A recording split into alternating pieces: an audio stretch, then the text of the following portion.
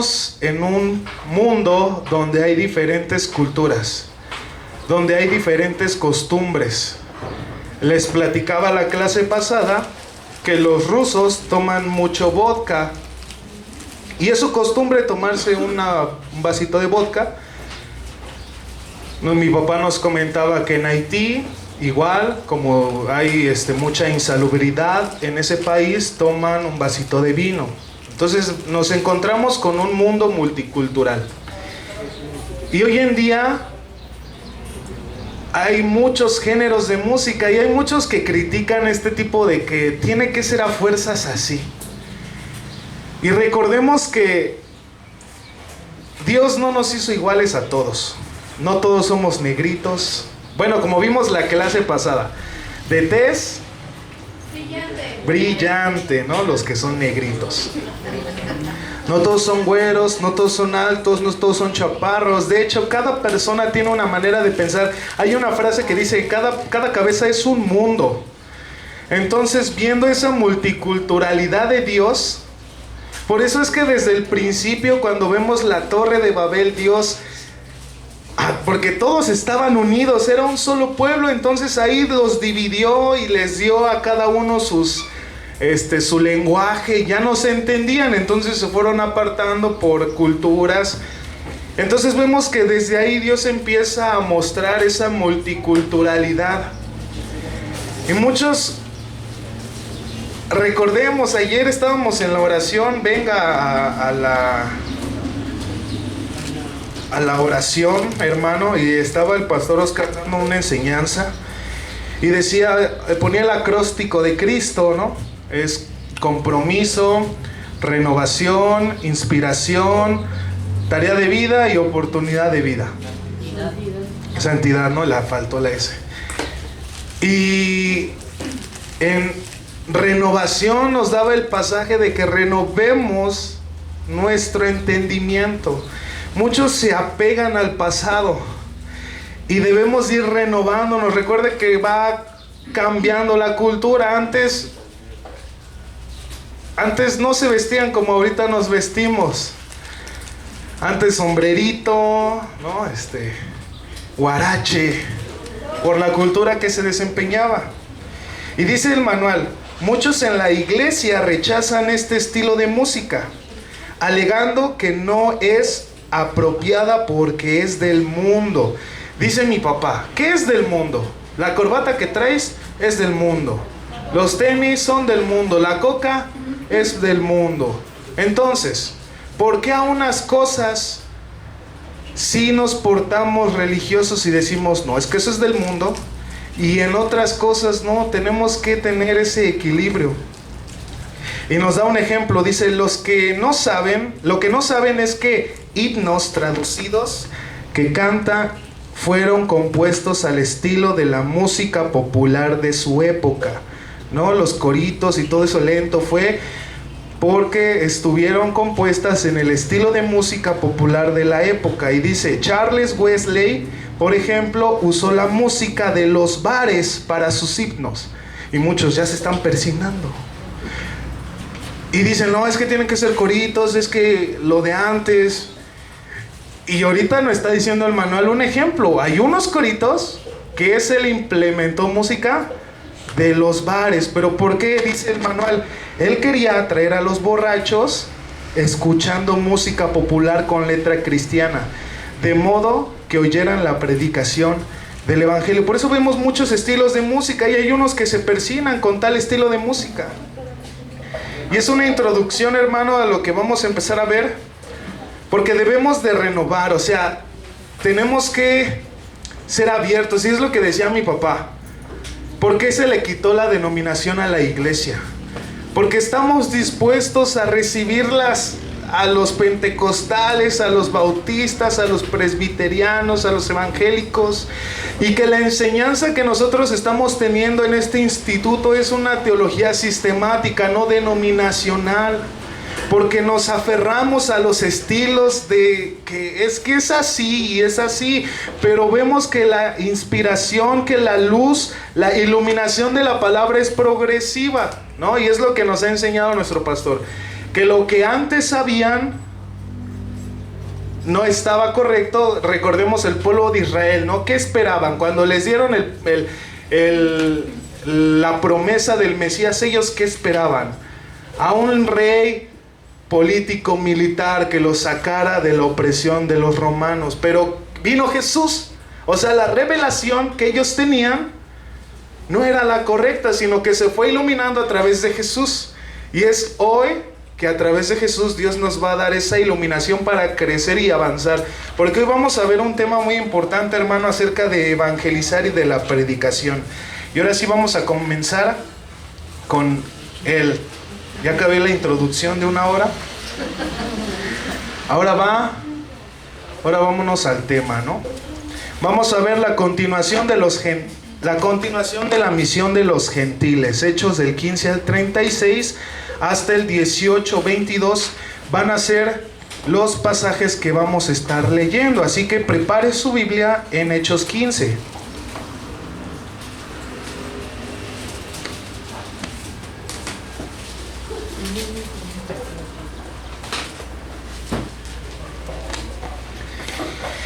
En Hechos 15 del 36 al 41 está un tema un poquito no contradictorio, un poquito polémico, ¿no? Y vemos que se percibe la humanidad. ¿Alguien que pueda cerrar la puerta, por favor? Se percibe la humanidad de los discípulos en ese tiempo. Y hubo un desacuerdo entre Pablito y el Bernabé.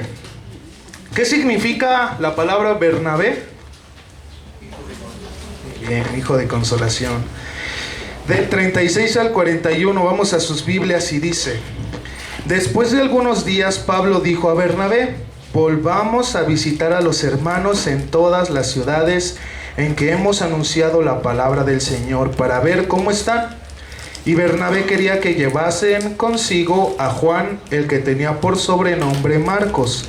Pero a Pablo no le parecía bien llevar consigo al que se había apartado de ellos desde Panfilia, y no había ido con ellos a la obra. Y hubo tal desacuerdo entre ellos que se separaron el uno del otro. Bernabé, tomando a Marcos, navegó a Chipre, y Pablo, escogiendo a Silas, salió encomendado por los hermanos a la gracia del Señor. Y pasó por Siria y Cilicia, confirmando a las iglesias. El problema que hubo fue porque Juan Marcos, en Hechos 13:13, los dejó. Si usted regresa más atrás, Hechos 13:13, ahí no lo menciona. Y dice: habiendo zarpado de Pafos, Pablo y sus compañeros arribaron a Perge de Panfilia. Pero Juan, apartándose de ellos, volvió a Jerusalén. Entonces Pablo estaba molesto porque no continuó con ellos la obra. En términos generales, el conflicto entre ambos radica en lo siguiente. Y el manual nos da esta pregunta: ¿qué es más importante, el ministerio o las personas que ministran? Ese era en realidad esa discusión, ese era el centro de la discusión. ¿Por qué? Porque Bernabé, ¿en qué se enfocaba? ¿O cuál era la intención de Bernabé? Que Juan Marcos volviera a la obra y que lo siguiera acompañando. Pero ¿cuál era la visión o qué era lo que Pablo que estaba haciendo? Él iba a confirmar a las iglesias que ya había levantado. Pablo iba a confirmar a las iglesias. Y el manual nos dice, la respuesta era ambas cosas. Tanto el ministerio como las personas que ministran son importantes. Y vamos a ver por qué. Sin personas no habría ministerio.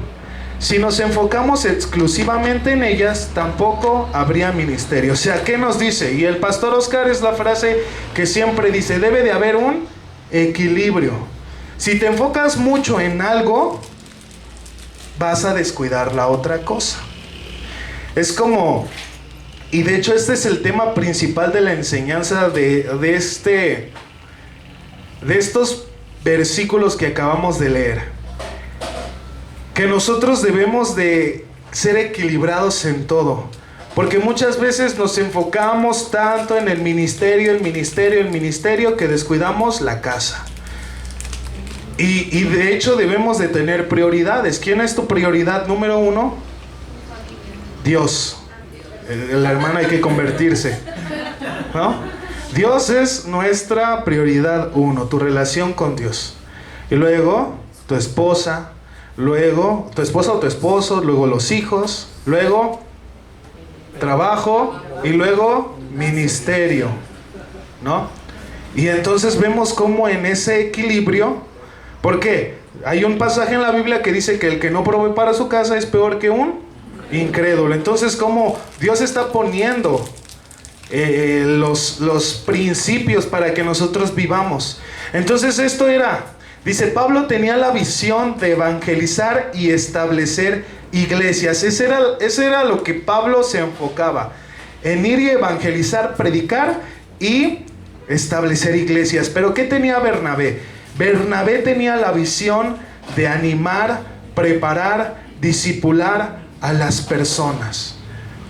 De hecho lo vemos cuando más adelante vamos a ver que, o más atrás lo vimos, de hecho atrás lo vimos, Pablo ¿qué hacía? Pablo, él daba la palabra, él predicaba, y Bernabé se encargaba de las demás cosas. Y vemos aquí esa división de los ministerios, de cómo Pablo era el que evangelizaba y establecía iglesias, y Bernabé se encargaba personalmente de las personas. Imagínense, el pastor es lo que hace, las dos. Él está predicando, evangelizando, está estableciendo la iglesia, y aparte tiene que animar a los cabezones que dejan de venir a la iglesia, a los que ya me vieron feo y ya no vengo, a los que por mis pecados no vengo. Y el pastor está ore y ore y ore. Me pasó el día de ayer, no supe de quién era la bronca, pero mi papá estaba hablando por teléfono y estaba regañando o estaba hablando fuerte con el que estaba hablando. Y yo estaba haciendo la clase y escuché y le bajé a la música. Ahí estaba, ¿no? Y salía y fui por agua, ¿no? Y ahí me quedé en la pared y estaba escuchando. No supe de quién. De verdad no supe de quién estaba hablando mi papá. Estaba hablando de unos jóvenes, pero no supe de quién.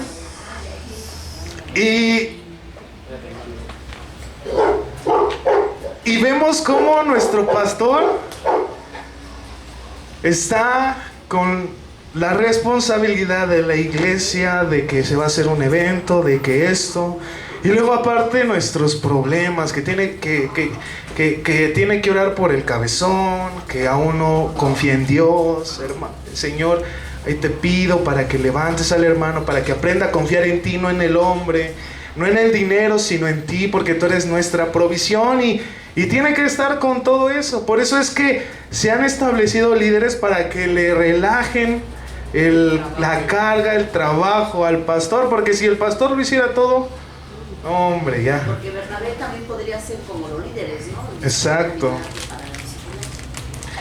Entonces, de hecho vemos que Bernabé era uno de los principales obispos de la iglesia y Pablo era un apóstol, ¿no? Entonces vemos esa diferencia y vemos cómo debe de haber ese delegado, ¿no? Yo hago esto y tú haces el otro, porque si uno quiere hacer todo, me pasó con alabanza, que no venían a subir las cosas, o no llegaban temprano, o yo estaba aquí ensayando con uno nada más y éramos 10,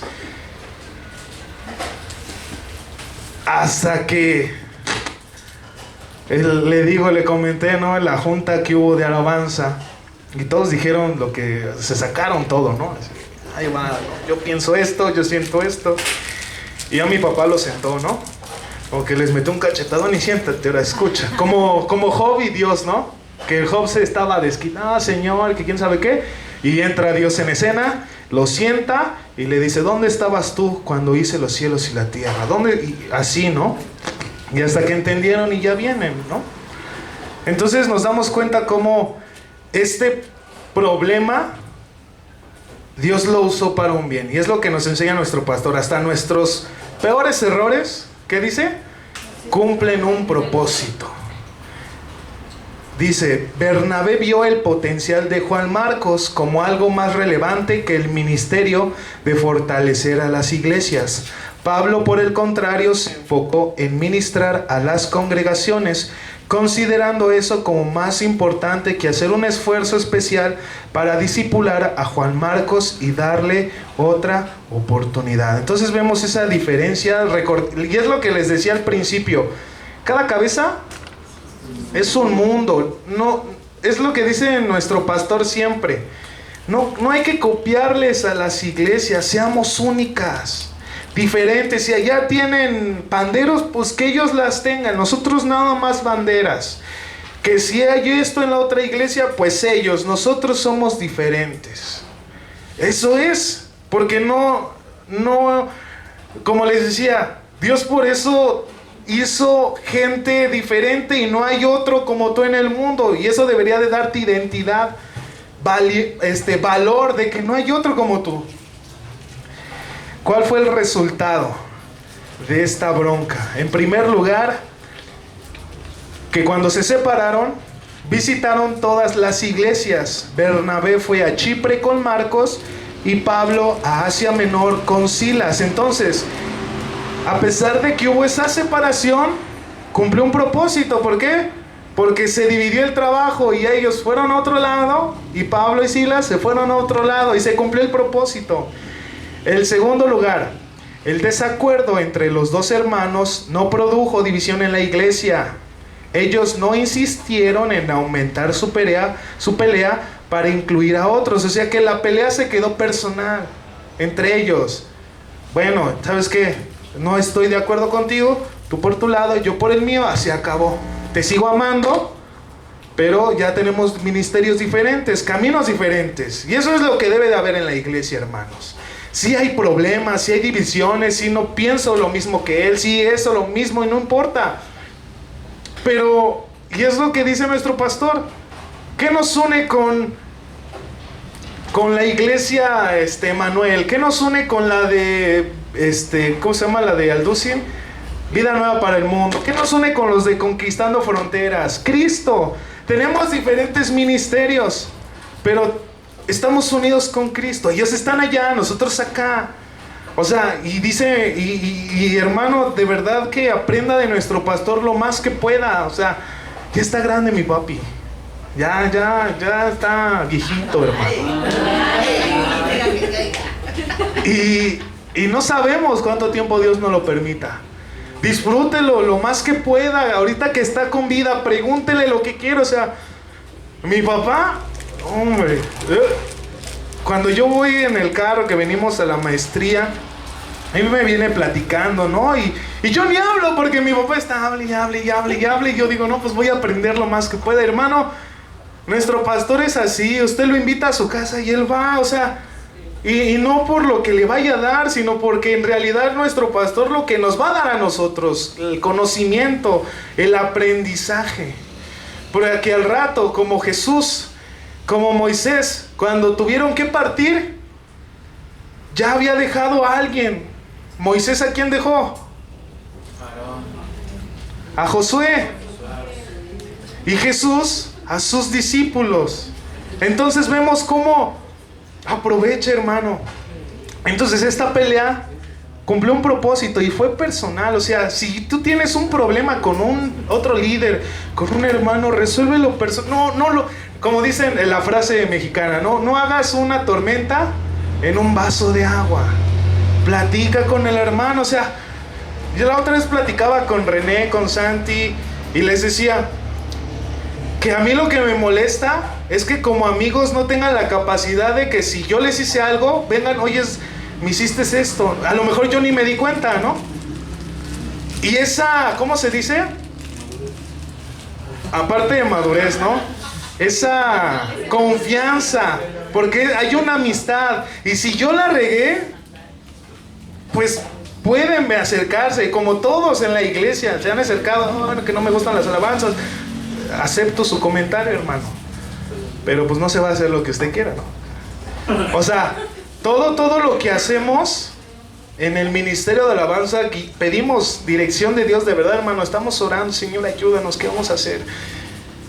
La iglesia no responde, nos equivocamos. Ayúdanos a aprendernos los cantos. Ayúdanos a entonar. Y estamos orando. Y todo lo que se está haciendo en el grupo Alabanza, lo de la batería, hermano, seguimos orando porque pues se viene el Congreso de Mujeres. Y pedimos apoyo a la iglesia para la batería. Y pues no hay porque están las mujercitas primero. Entonces le dije a los chavos, ¿saben qué? Tenemos que trabajar más, orar. Y traigan ofrenda y lo que ustedes puedan dar para seguir juntando, para que primero Dios, oramos por fe en el Congreso de Mujeres, la batería ya esté lista. Pero entonces, hermanos, eso es lo que nos quiere enseñar. Es muy importante, hermano, porque a veces tenemos un problema con otro hermano y ahí va, no, que me hizo esto y que acá, y luego vas con otro, no, que míralo y así está enfrente y ve cómo es, yo lo conozco. O sea, hermano, resuelve el problema ahí, porque es como la amargura que nos dice la palabra de Dios, que si dejas una semilla, ¿qué va a pasar? ¿Qué pasó con el techo? Empezó una gotera, ya no había impermeabilizante, se dejó, el dueño no quiso hacer nada. Y ahorita ¿cómo estamos? ¿Por qué? Porque se dejó eso pequeño, no se solucionó en el momento y ahora ya está podrida la losa. Entonces, en el momento, antes de hacer algo, por eso dicen, no dejaron que se esparciera este problema para que no se dividiera la iglesia. No, es que yo estoy con Pablo, no, que yo con Bernabé, y tú sigue a Pablo. No, hermanos, no. Finalmente se reconciliaron. Amén. En 1 Corintios 9 y Colosenses 4:10 nos menciona cómo Pablo no dice explícitamente que se reconciliaron, pero vemos cómo Pablo ya lo nombra en sus cartas como un amigo, como un hermano. Entonces eso quiere decir que ya estaban bien. Y de hecho yo creo, pues Pablo, Bernabé, era gente madurísima.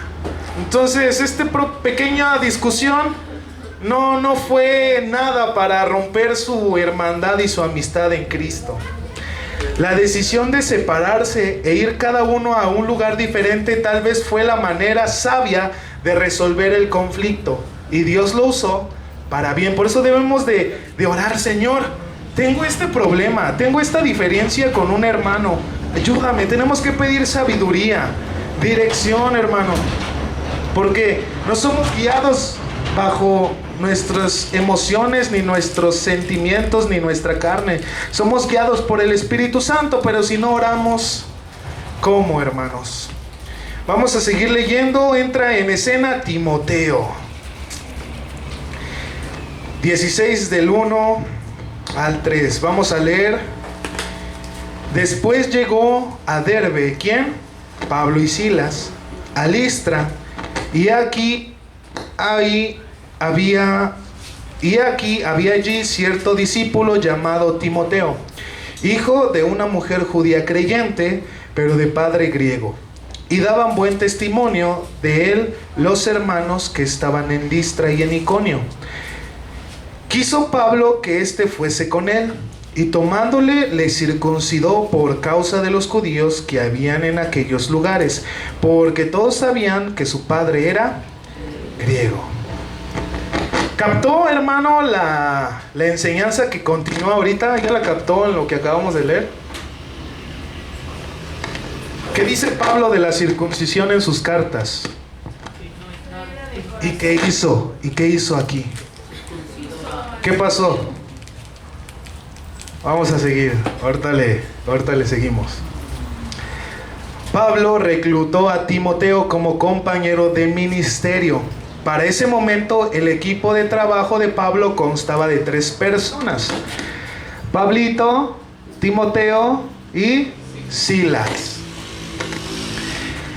Es interesante el hecho de que Pablo circuncidara a Timoteo por causa de los judíos que habían en aquellos lugares, porque todos sabían que su padre era griego. Y es el tema que ahorita vamos a ver, porque Pablo enseña una cosa y aquí hizo otra cosa, ¿no? Hay una contradicción. Puede alguien que no conoce, que no estudia la palabra, te la va a decir: mire, ¿qué pasó aquí? Alguien que sabe. Porque Pablo en sus cartas enseña de la circuncisión, que es del corazón, y aquí él mismo circuncidó a Timoteo. Vamos a ver por qué. Vamos a Gálatas, porque ahí Pablo habla acerca de la circuncisión. Gálatas 2, 5, vamos primero al 5, 6 dice: porque en Cristo ni la circuncisión vale algo, ni la incircuncisión, sino la fe que obra por el amor. O sea, ¿qué está diciendo? Que eso no vale. O sea, eso ya no. O sea, ya tenemos al Espíritu Santo, que son las arras, que es la promesa, que es como el sello que nos dice que le pertenecemos a Él, que somos consagrados a Él. Antes, en el Antiguo Testamento, se circuncidaba al varón y lo hacía formar parte del pueblo. Lo vimos la clase pasada, ¿se acuerda? Que había esa distinción entre hombre y mujer. ¿Por qué? Porque el hombre era el que era parte del pueblo de Dios y la mujer no. ¿Por qué? Porque no tenía miembro que circuncidar. Y había esa distinción. Solamente los hombres formaban parte del pueblo. Ahora vamos al 5.2. Ahí más atrásito dice: he aquí, yo Pablo os digo que si os circuncidáis, de nada os aprovecha en Cristo. Entonces, ¿por qué Pablo está diciendo en Gálatas que no vale de nada y en Hechos lo hizo él mismo? Vamos a ver por qué. Los débiles en la fe. Dice, hay una y otra, y vamos a ver, y tienen razón, hermano. ¿Cómo es posible pensar que el mismo Pablo haría algo en contra de lo que él mismo enseñó? La solución a este enigma yace en el motivo de la circuncisión, decía la hermana, por los débiles. Gálatas 2:6, Pablo combatió este sistema de pensamiento. Pablo lee en su casa. En primer lugar, la madre era judía, pero el padre griego.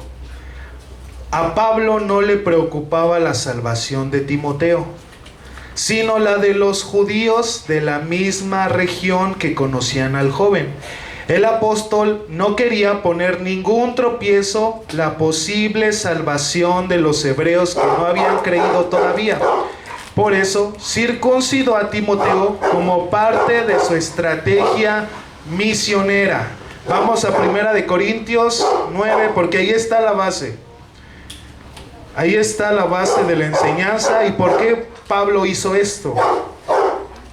1 Corintios 9:19 dice: por lo cual, siendo libre de todos, ¿qué dice Pablo? Me he hecho siervo de todos para ganar a mayor número. Me he hecho a los judíos como judío para ganar a los judíos, a los que están sujetos a la ley, aunque yo no esté sujeto a la ley. Aquí está aclarando Pablo ese tema. No sujeto a la ley para ganar a los que están sujetos a la ley. Dice, a los que están sin ley, como si yo estuviera sin ley, no estando yo sin ley de Dios, sino bajo la ley de Cristo. O sea, está diciendo, yo no me dejo dominar por la ley, pero mi ley es Cristo, yo sigo a Cristo, está diciendo Pablo. Dice más adelante, para ganar a los que están sin ley, me he hecho débil a los débiles para ganar a los débiles, y a todos me he hecho de todo para que de todos modos salve a algunos. Y esto hago por causa del Evangelio, para hacerme copartícipe de él. Entonces, Pablo reconoció a Timoteo como una persona con potencial para el ministerio. Hizo lo necesario para adecuarlo para el ministerio y lo llevó consigo para capacitarlo y ponerlo a ministrar. Entonces vemos, se nos revela, ¿por qué Pablo hizo esto? Para que la gente que conocía a Timoteo, que era judía estricta, a través de esa circuncisión, ellos pudieran creer en Cristo. Por eso Pablo en Corintios dice, yo me hago a ellos, para que aunque sea uno se salve. Es por eso que les decía la introducción acerca de la música. muchos géneros de música. Hay algunos que no les gusta el rock, hasta hay hardcore cristiano. La letra es cristiana, pero ¿por qué se hace esta música? Porque gente que le gusta eso pueda acercarse a Cristo, que es lo que está diciendo Pablo. No está diciendo que nos volvamos al mundo. Voy a tomar y voy a estar con mis compas cheleando para compartirles a Cristo. No. Él está hablando de la manera en la que nosotros exponemos el evangelio. Vamos a poner un ejemplo, ¿no? Si yo, en la manera en la que iba a poner a alguien, pero mejor me pongo a mí. Si usted conoce cómo yo hablo la palabra, cómo le expongo.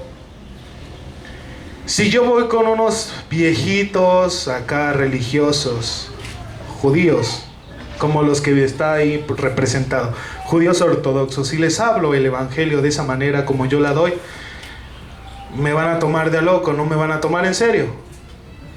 Tiene que ir una persona y supongamos, ¿no?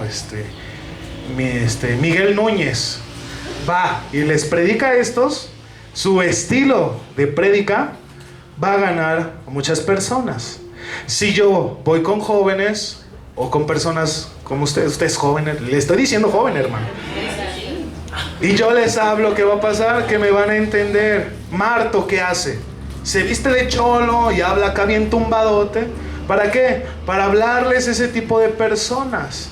Entonces debemos de entender que lo que aquí está enseñando es acerca de la evangelización, hermano. Entonces ahora vemos cómo no se contradice la Biblia. Lo que pasa es que no la estudiamos. Y ahorita les traje un video. Le hice un poquito dinámica a la clase. Y les traje un video de una persona, es un pastor que se llama Ray Comfort, y predica a una joven que tiene ideologías de la nueva era. Y este pastor le predica a ella. Y vamos a verlo más adelante. Vamos a continuar en Hechos, hermano. Regresemos, Hechos 16, lo último. Y al pasar por las ciudades, les entregaban las ordenanzas que habían acomodado los apóstoles y los ancianos que estaban en Jerusalén, para que las guardasen. Así que las iglesias eran confirmadas en la fe y aumentaban el número cada día. El resultado de la visita de Pablo a las iglesias que había establecido en el viaje anterior fue que ellas crecieran en dos aspectos importantes: madurez y número.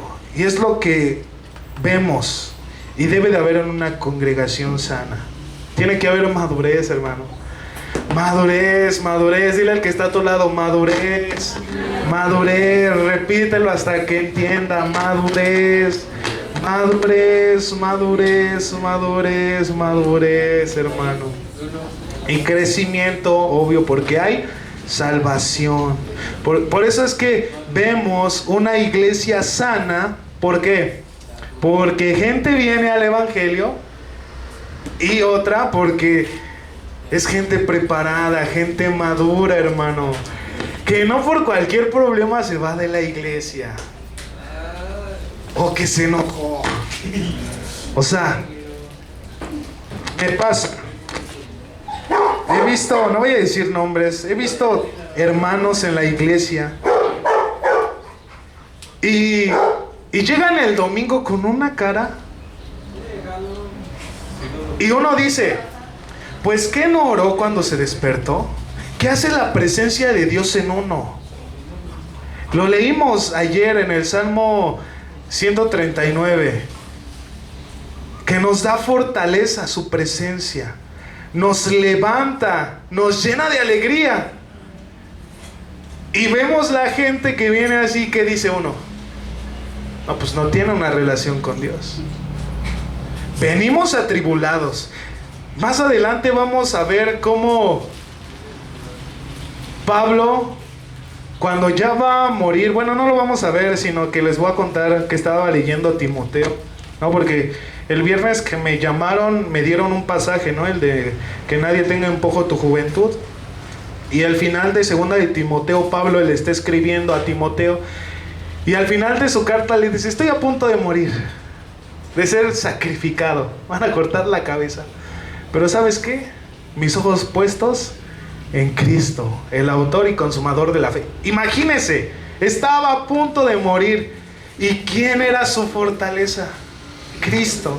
Y nosotros es que me peleé, es que me estoy cansado, y es que acá.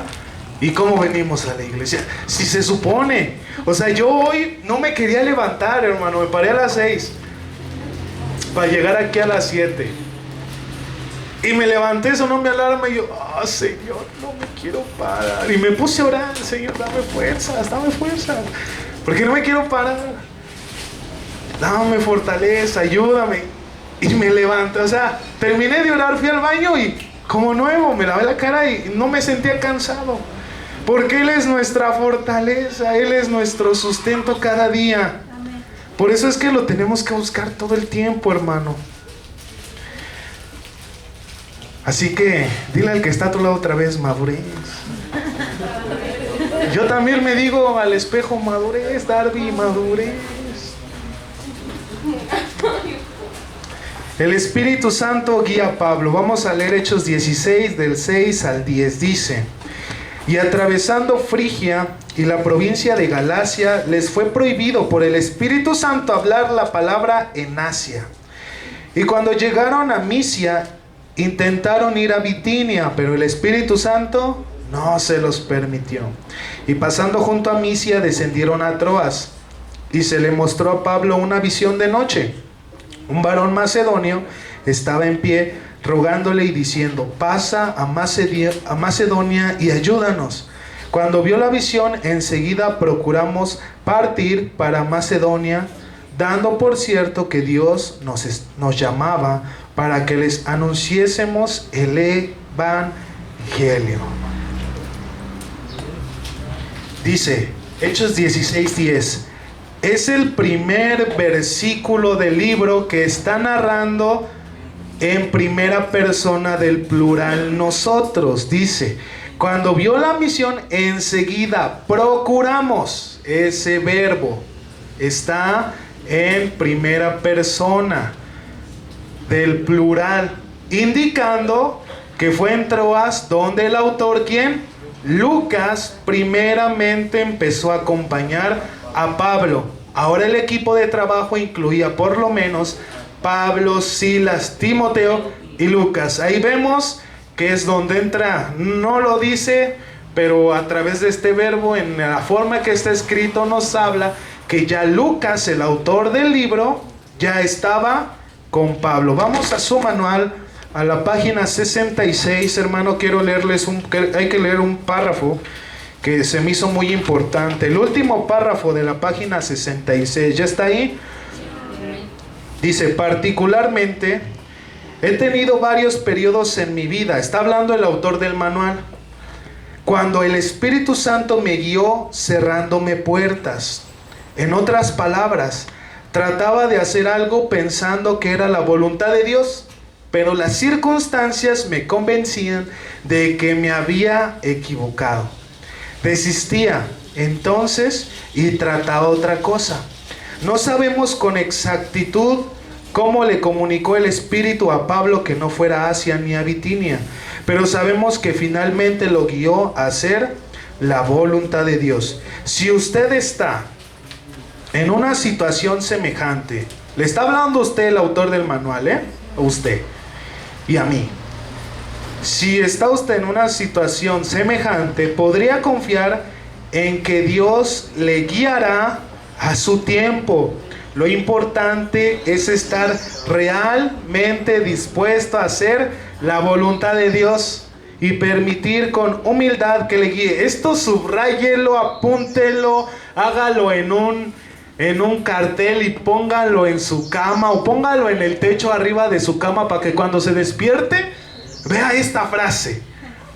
Lo importante, ¿qué dice? Es estar realmente, dile al que está a tu lado, realmente dispuesto a hacer la voluntad de Dios y permitir con humildad que le guíen. nuestra tendencia humana, ahí métase un zape, yo también me lo meto, a veces es persistir con obstinación en algo difícil, simplemente porque no nos parece bien, ignorando la posibilidad de que puede ser Dios diciendo no. Qué tremendo, por eso quería que lo leyéramos, subráyelo, recórtelo y guárdelo, hermano. ¿Por qué? Me pasó, y algunos ya saben. Yo había encontrado un trabajo allá en el distrito. No era de mi carrera, pero pues dije, me va a ayudar a obtener experiencia. Me iban a pagar 2,500 a la semana, de lunes a viernes, de 9 a 2 de la tarde. Dije, wow, Señor, lo que te pedí me lo estás dando. Nada más que no me pedían papeles, pues no se me hizo raro porque estuve en la entrevista desde las 8 hasta las 2 de la tarde ahí en la entrevista, ahí estando, y pues no vi nada raro, yo vi puro chavo, dije, no, pues ya me hallé, ¿no? Ya vi a alguien a quien convertir a Cristo. Y a regreso le cuento a mis papás, ¿no? Mis papás, no, es que no nos da confianza eso que no te hayan pedido papeles, y acá, ¿no? Y ya, el domingo pues llegan cansados sus pastores a la casa y se acuestan y ya no quieren saber nada de nadie. Pero luego hay unos que, oiga pastor, que se puso mi esposa enferma. Ahí va y mi papá, yo lo veo, porque está acostadito, ya descansando y chin, llegó tal persona, no va a decir nombres. Y ahí se baja mi papá, y ahí va, ¿no? Y los atiende. Entonces, yo ya no les pregunté, yo ya no les dije a mis papás, oye, si voy, no voy, porque yo soy sujeto a mis papás, siempre. En cualquier decisión que he tomado, yo los he consultado. Y no les pregunté, estaban cansados, me desperté al otro día porque ya iba a empezar a laborar y ya me fui, pues tampoco los desperté porque estaban bien dormidos. Y ya me fui. Y yo nunca reviso mi teléfono porque pues es indios verdes, ¿no? En corto, presta, ¿no? Y yo iba en la combi y mi papá me manda mensaje. Casi nunca manda mensaje mi papá. Solamente para pedirme algo, ¿no? Y me manda mensaje. Y me dice, oye, regrésate. Y yo, ah, caray. Le pregunto, ¿sí voy o no voy, papá? No, yo todavía no. Me dice, no, pues checa hoy. Como veas el trabajo, pues ya ves si sí, ¿no? Yo esperaba esa respuesta de mi papá. Ya estaba en el metro, estaba por subir a los andenes, ya había comprado mis 2 boletos. Y reviso mi teléfono y me dice, no, regrésate. O sea, tajante, regrésate. Y yo así de, Dios, ya voy a tener varo. Y no se mete con la iglesia. O sea, me da chance de venir y seguir cumpliendo con la iglesia. Y dije, me acordé de Acapulco, cuando no nos dejaron entrar al mar la primera vez. Y dije, hay que obedecer. Yo no sé por qué. Me costó, hermano, iba en la combi triste. Porque dije, Señor, hay muchos que me juzgan porque no encuentro trabajo, porque no trabajo. Y acá. Y yo iba así meditando, diciendo, Señor, si me equivoqué, mejor me regreso. Y dije, voy a confiar en ti. Ya regresé con mi papá. Y ya me dijo, no, es que Dios me despertó. O sea, para que se despierte mi papá. Sí, está difícil.